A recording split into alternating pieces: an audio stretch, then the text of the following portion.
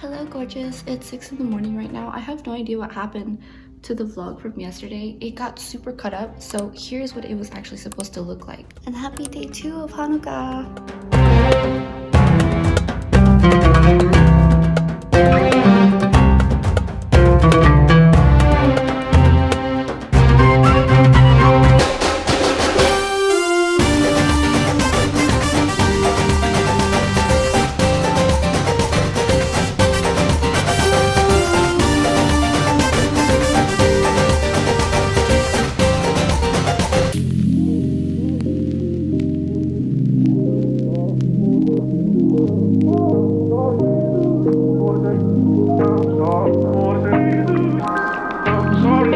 Hello gorgeous, here's my 99 ranch market haul. First, I got pastéis de nata, also known as egg custard cakes, pies, with pies so good. So I believe the story was the Portuguese brought it to China, and there are cashmere's really grande bags. There are different stories of how this was originated. There was Chinese or Portuguese, but I do believe it's Portuguese. Argue in the comments below. Then I got this tiger cake roll. I have no idea what it is because I cannot read in kanji, I believe it is. So I think it's chocolate with some icing, cream, buttercream, and then a genoise sponge cake. I just like any type of cake roulade. Then these, I'm starting with the sweets because I got these at the bakery at the very end, but these are the souffle, cheesecake, melon, and milk flavors, Japanese style. It's sealed completely. I can't wait to try this. And this is very nostalgic for me. These are jelly strips. These are fruit flavored jelly strips that you just like, it's kind of like liquid, but it's like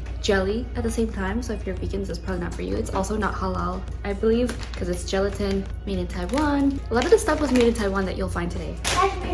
I also got red bean buns. These, I remember I would go to an Asian market and they would be cooking and there would be a kiosk outside and there would be someone making these, steaming these, and you could smell them throughout the whole front of the store. It smells amazing. One of my favorite dishes. And also I would have this a lot in dim sum and I just grew up eating it. Then I got these rice noodles. They're extra large. They're very wide, which I really like. I can't go wrong with rice noodles, and you'll see a lot of noodles in this haul because I plan on making a lot of soups, noodle soups, and just enjoying more noodles as I used to. Then I got some shrimp shumai dumplings. Everything else was pork, so I was kind of annoyed. I was trying to find everything that was kosher or just not pork in it. And then I have these Japanese noodles. It looks like katagana or hiragana, and it has a resealable zipper. Yeah, these are udon noodles, and I like that they come individually set for each serving. And I also got some mix that goes with it, so like the broth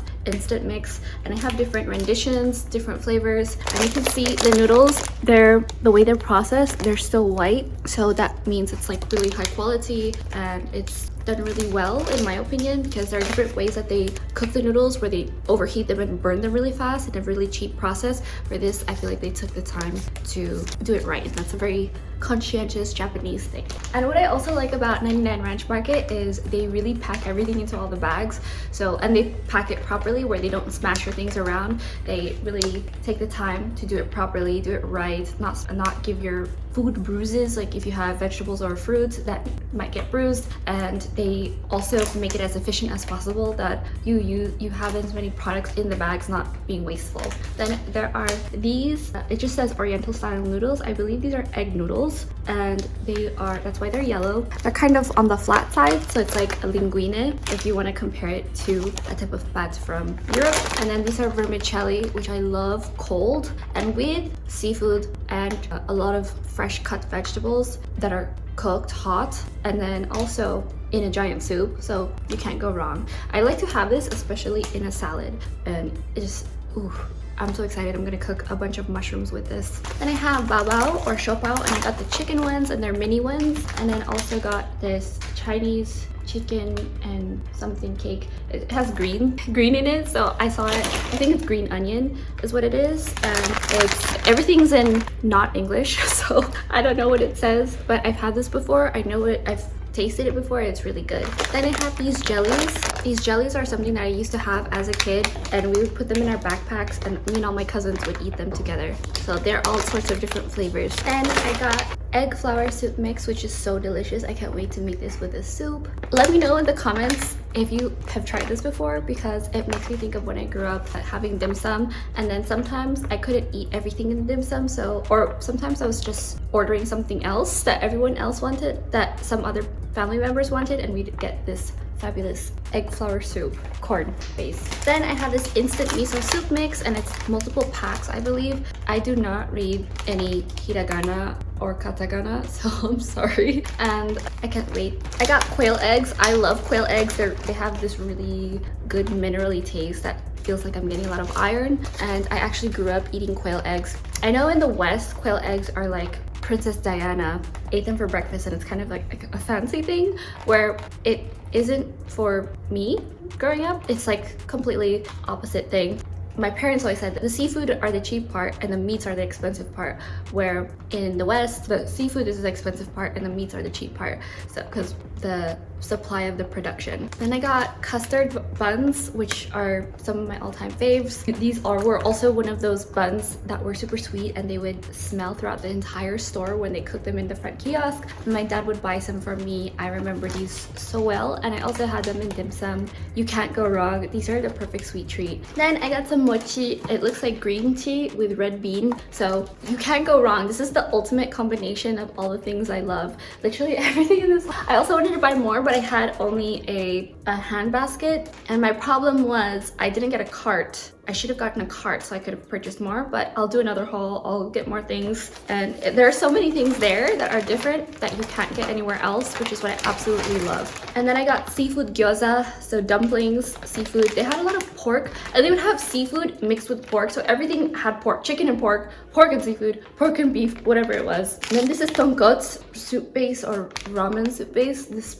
specific tonkotsu base, which I love. I'm gonna make a broth with this, with my noodles, especially with my Japanese noodles. They gave me this for free. I actually got it as like, I'm not a member of 99 Ranch Market, but they gave this to me. I'm gonna sign up for a membership. They gave this free ice cream to me. It's a brown sugar boba ice milk bar. Sounds fantastic. She finished ringing me up and she said, oh, you get a free ice cream, and then she just ran to this freezer and gave this to me. I thought, oh my gosh, this is so sweet. I better get home before it melts. I got some classic less sodium Kikkoman soy sauce, and the Japanese, this is a Chinese style, handcrafted and brewed in New York. Very authentic. And then these noodles, my mom used to have the giant ones all over the house. So like we had a fridge in the garage, and she would have a bunch of these stored all over the cabinets of the kitchen, and then some downstairs in the garage. And these are Kimbo bean thread, whatever we call it, noodles, rice noodles, and they're the best. They always come in this pink netting for some reason. I think it's to protect the plastic, and this is literally like my childhood memories. If you know this pink netting, let me know in the comments below, because this makes me think of my mom saying, hey, can you grab me some noodles, I'm gonna make dinner, and then she starts prepping the food and I grab these. So that's what kids are for, and that's what I was thinking at the conveyor belt when they were checking me out. I thought, how am I gonna get all of this stuff to my car in this many bags? And I thought, this makes me think of when I was a kid and I would help my mom. Then there's these tomoshiraga somen vermicelli tomoshiraga style noodles, which is so delicious. And these are really thin, and these are what I have with pho and at a pho noodles place. So I would have this with a ton of vegetables, lemon, something spicy like jalapeno, sprouts, mushroom, and a ton of either seafood, chicken, pork, beef, or vegetable. Add whatever you want. This is so good. It's a really thin noodle, and it's so delicious. Then I got some miso, and this is, I forgot, I read the tag. The tag was in English, where it says like the price and the grocery store. This miso is darker, so it's more concentrated, because I wanted something with a lot of flavor, and it looks like it has a consistency with more solid in here, as opposed to just being a smooth miso. This, I'm not sure what I forgot what it's called. There's like awase, there's so many different kinds of miso, and this one had my eye because I need that strong flavor, and I want to experiment and try more different types of food. And then last thing in this haul, 99 Ranch Market haul, is hoisin sauce. You can't go wrong. I'm gonna have this with fish, with noodle, with everything, with pizza. Dip everything in this. It's gonna be so good. I'm so hungry. I was about to faint, and I'm so glad I went to the market, to the right market too. I walked in there and had this huge smile on my face, and I was about to cry. Cashmere, stop. Thank you. And I felt like a little kid again walking into the market, and I told my boyfriend, hey, you have to come here next time. I feel so happy coming here. You have to. Cashmere. So next time, I definitely will.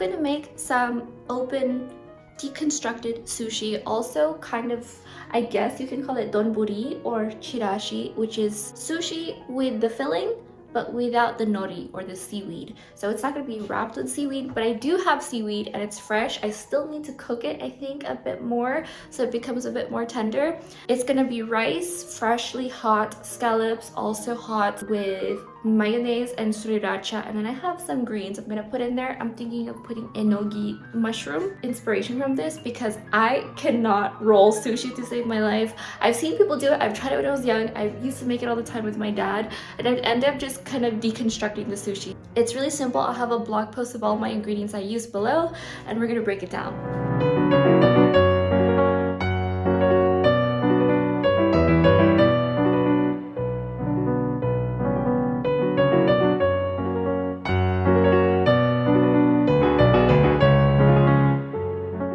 Some scissors with some chive, some scallion green onion, and then I have some enoki mushroom. I'm gonna wash it and then chop it up.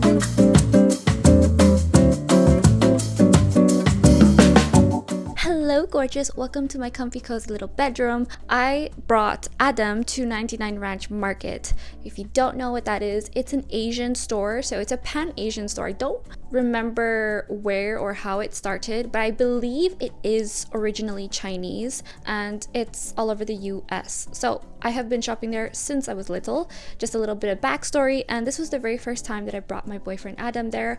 I don't know if I already said that. I think I may have a couple times. Sorry if I repeat things, by the way. It's just my mind is going 100 miles per hour, especially when I film. I have a lot of coffee, and right now my mind is settling down from a very scattered day. I just cleaned the entire house, cooked. I'm still technically cooking while I'm doing some work, and it feels great. So I wanted to sit down with you and formally introduce you to Adam. He's not here right now, he's actually working, and I don't remember if I introduced you guys because I've made so many vlogs with him and sort of cut him out. The reason being, he is not camera shy. He doesn't mind being on camera. However, he is a little bit talk shy, so he's not afraid to show up and smile, but he doesn't like to hear his own voice, which is a good thing in a guy, I believe, in my personal opinion. He is private. He doesn't want to feel the feedback of the world commenting on him and criticizing him, which I totally understand because I get death threats simply from really happy, beautiful, positive posts, and people just take things the wrong way. I don't know why. They're having a bad day, they go on the internet, that happens. So I respect his wishes, and I had a lot more footage, but I cut it out of respect to him, which I don't mind at all because a lot of the things that I post are my journal anyway. I'm not different on there, but I have a lot of things that I filmed just for us, just for me to go back and look at the memories, because I have been seeing him for a while now, and this was originally going to be titled I Bring My African Boyfriend to an Asian Market for the first time, and it was really funny. The whole point of why I'm saying this is because I took him to the market and his experience was hilarious, where I would put things into the cart and he would be kind of surprised, and he would be super understanding and chill with it. So he's the first guy though I have ever dated who doesn't mind that I cook really weird things that I enjoy, very different culture food, because he is not American, and this is the first guy, no, because he himself is not American and he also enjoys seafood. I have a hard time finding people who genuinely enjoy a wide array of seafood. If I do find people who eat seafood, it's just like things from the restaurant, not caught from the sea themselves or going to the fishmonger, things like this. So I'm very grateful that he's from a coastal town in North Africa. I would cook a lot of Asian food, which he loved, and which he loves, I should say. And some of them he eats, or I have weird things like chicken hearts and chicken liver that I absolutely love to eat. I love the iron. Other times I attempt to make Tunisian food. So let me know if you guys are interested in seeing that. I might have shown a little bit of Tunisian food before, but I have not really talked about it. He's from Tunisia, BT dubs, and his English also I feel like he's not very confident in, because when I speak with his family, we speak in French to each other. I remember the first night we met, we were speaking in French, and I have no idea how I was speaking. So just as a heads up, also he's Muslim, so my Jewish friends were asking me,